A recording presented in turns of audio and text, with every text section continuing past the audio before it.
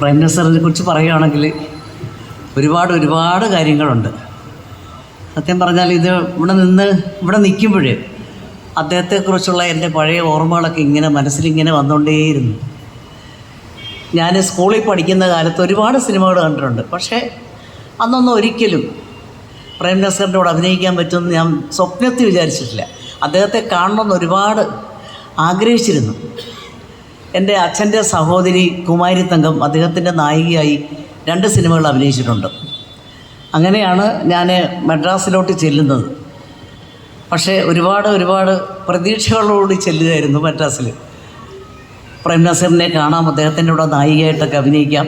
പക്ഷേ ആ പ്രതീക്ഷകളൊക്കെ തെറ്റിപ്പോയി. അവിടെ ചെന്നപ്പോൾ എനിക്ക് അഭിനയിക്കാൻ വിരുദ്ധൻ ശങ്കുന്നൊരു സിനിമയാണ്. എനിക്കറിയില്ലായിരുന്നു സത്യം പറഞ്ഞാൽ. അതിൽ അടൂർ ഭാസിയാണ് നായകൻ. ഞാൻ അതിൽ അഭിനയിച്ചില്ല. ജന്മം ചെയ്തിട്ടും ഞാൻ അഭിനയിക്കത്തില്ല എന്ന് പറഞ്ഞു. അങ്ങനെ അത് മറ്റൊന്നും കൊണ്ടല്ല. ഒന്നാമത് നമുക്ക് കോമഡി അഭിനയിക്കുന്നതിൽ എനിക്കൊരു 10-17 വയസ്സേ ഉള്ളൂ. എൻ്റെ സങ്കല്പത്തിലുള്ളൊരു നായകനായിട്ട് എനിക്ക് തോന്നിയില്ല. പക്ഷേ പിൽക്കാലത്ത് അദ്ദേഹത്തിൻ്റെ കൂടെ മാത്രമേ ഞാൻ കൂടുതൽ സിനിമകൾ അഭിനയിച്ചിട്ടുള്ളൂ. അങ്ങനെ നസീർ സാറിൻ്റെ കൂടെ അഭിനയിച്ച ഒരു സിനിമയാണ് ആദ്യം റിലീസായത്. അതിനു മുമ്പ് ഞാൻ സത്യമാഷിൻ്റെ മകളായിട്ടൊരു സിനിമ അഭിനയിച്ചിരുന്നു. പഠിച്ച കള്ളെന്നൊരു സിനിമയാണ് നസീർ സാറിൻ്റെ കൂടെ ഞാൻ ആദ്യമായിട്ട് അഭിനയിക്കുന്നത്.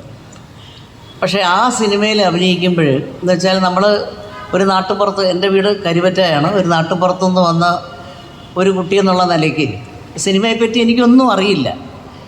പിന്നെ ഭയങ്കര മനസ്സിൻ്റെ സന്തോഷം എന്ന് വെച്ചാൽ ആ ഒരു ആദ്യം എടുക്കുന്ന ഒരു സീനിൽ നസീർ സാറും ഞാനും ബാസിച്ചേട്ടനും കൂടെ അഭിനയിക്കുന്ന ഒരു പാട്ട് സീനായിരുന്നു.